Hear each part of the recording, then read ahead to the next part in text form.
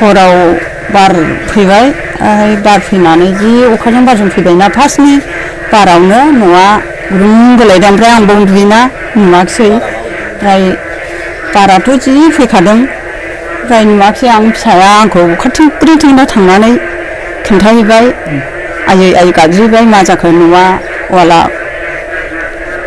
गिसिखाबाय सियाबो सिजोब्बाय ओमफ्राय नाङाखिसै आथिङाव एसे नांदों साखै सानाया एसे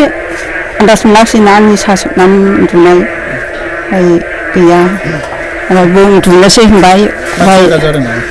जायाखै जानायालाय सादों एसेनो एसे आथिङाव नांदों होनदों मोजां आदार खावदानो मिथिया सौखि ओमफ्राय नै टेबोल बायदों सौखियाथ' गैखाया बायस'खादों उन्दुजाखाला टेबोला खावख्लाबसेखा टेबोलाबो मा नाम मादैनि सरला बसुमतारी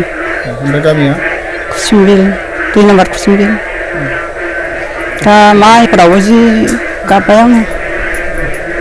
आंहा रावबो गैया हौवाबो गैया आंनो बानायना सोर बानायमोन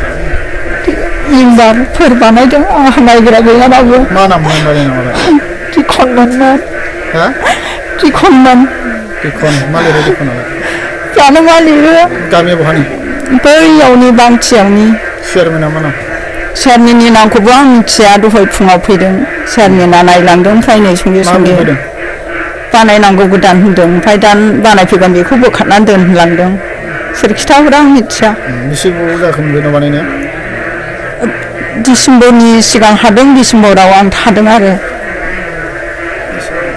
बे फिसाखौ मेडिकेलाव दोनहरदोंमोन आं मेडिकेलनिफ्राय मोजां जानानै फैबायमोन ओमफ्राय बेदेसाव थांफिनबाय हौवा सासे मोनो बेनो गैया आं खामला मावनानै जायो बानायनाया मा मोजां बानायनानै होआखै नामा सिबिरां खम जाखो ना माखो ना माबोरै जाखो बुजिनो हाया जे मोजां बानायनायनि थाखायनो बिदि जादों होनना सानो नामा माबायदि जाखो बाराबो गिलु-बालु लांदांबो जाहैबाय ओंखायनो बिदि जाखो ना माखो बोरैनो जाखो सानबाय आङो बुजिनाखिसै थिङालाय उरायाखै इथाल' एकदम एखेबारे खावसे गाजोबखादों ससे